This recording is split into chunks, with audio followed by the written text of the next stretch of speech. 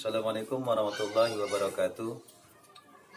Hari ini insya Allah saya akan menjawab pertanyaan di kolom-kolom komentar, yang mana bahwasanya kebanyakan di kolom komentar itu mempertanyakan tentang masalah hutang piutang, kemudian tentang masalah rezeki, masalah keluarga, masalah anak, masalah sikap. Nah, ini banyak. Insya Allah satu persatu nanti saya akan jawab semampu saya, dan insya Allah mudah-mudahan bisa menjadi solusi dari permasalahan kita semua. Yang pertama tentang masalah hutang piutang.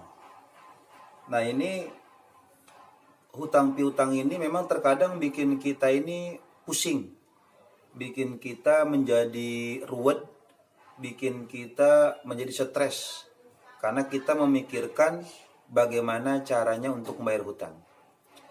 Sebenarnya dalam kaitan masalah hutang, setiap orang terkadang memiliki hutang. Tetapi banyak juga orang yang memiliki hutang, bahkan gak sedikit hutangnya banyak, tapi tetap mereka hidupnya bahagia kok. Nah, ini mudah-mudahan tipe yang seperti ini nih, walaupun kita banyak hutang, tetapi kita tetap bahagia. Enggak stres, enggak galau, enggak ruwet.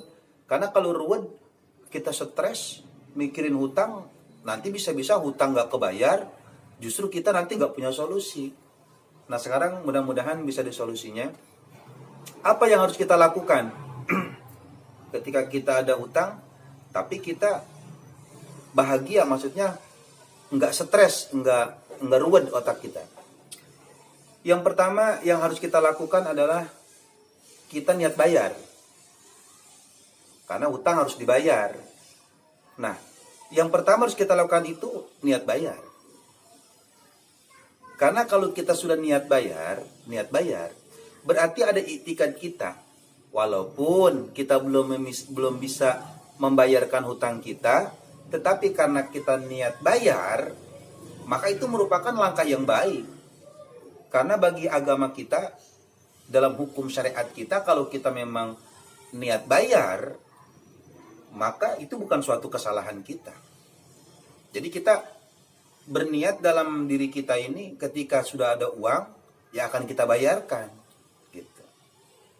Jadi jangan sampai, karena ada juga orang, memang mereka nggak mampu bayar, tapi memang karena mereka nggak niat bayar. Yang begini jahat.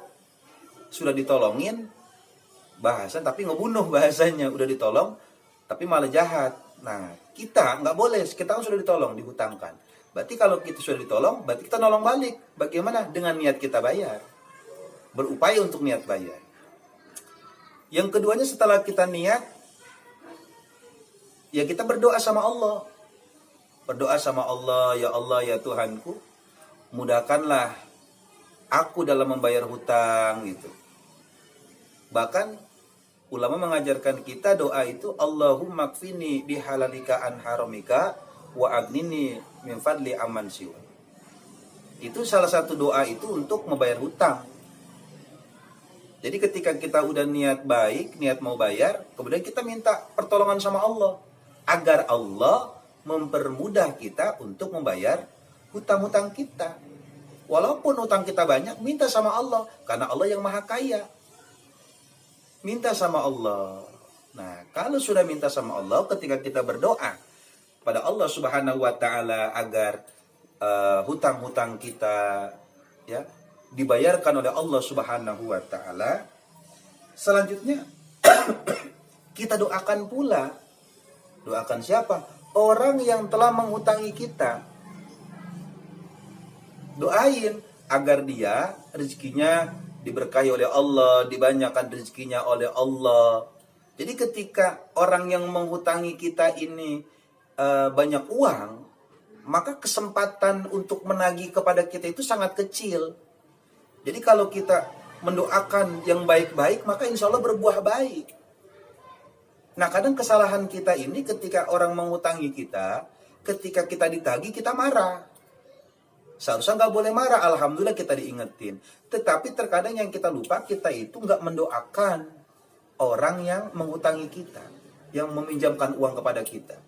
Seharusnya kita doakan mereka agar rezeki mereka lancar, rezeki mereka banyak. Kalau rezeki mereka banyak, rezeki mereka lancar, maka sepertinya kecil dah saya bilang. Untuk menaik kepada kita itu kecil. Kenapa? Karena uang dia banyak. Jadi rasa kita pun lebih nyaman. Kita minta sama Allah agar mereka diberikan kesabaran, diberikan pemahaman, agar mereka paham bahwa kita sedang ikhtiar, kita niat bayar. Berdoa sama Allah. Dan mendoakan juga kebaikan untuk orang yang memberikan pinjaman kepada kita. Kemudian setelah itu, kita ikhtiar. Udah niat bayar, kita minta pertolongan sama Allah, berdoa munajat agar dimudahkan kita membayar hutang. Kemudian kita mendoakan orang yang meminjamkan uang kepada kita. Kemudian kita ikhtiar. Dengan cara apa ikhtiar? Kita bekerja tah, kita usaha tah. Ikhtiar saja sambil menunggu jawaban dari Allah. Kalau Allah udah kasih kita rezeki, kita bayar. Tapi kita ikhtiar, jangan diem aja, berdoa tapi diem aja, nungguin. Nggak bisa. Kita pun harus ikhtiar. Kita berupaya, udah ada itikat baik, maka kita ikhtiar.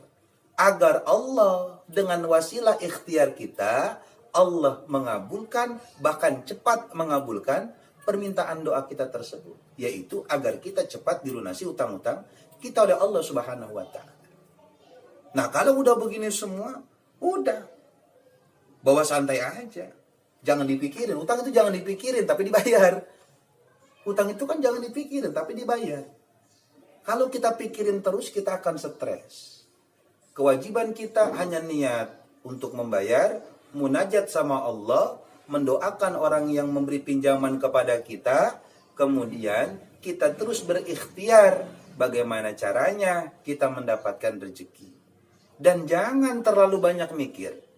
Terus kita banyakin sholawat. Minta kepada Rasulullah, ya Rasulullah berikan syafaat ya dengan barokah sholawat, mudah-mudahan dimudahkan hutang, dimudahkan untuk membayar hutang. Itu bagian ikhtiar. Jadi kalau kita ikhtiar nggak berdoa itu sombong kita itu. Jadi kita wajib berdoa, terus ikhtiar. Karena wiridan pun kita bagian daripada ikhtiar.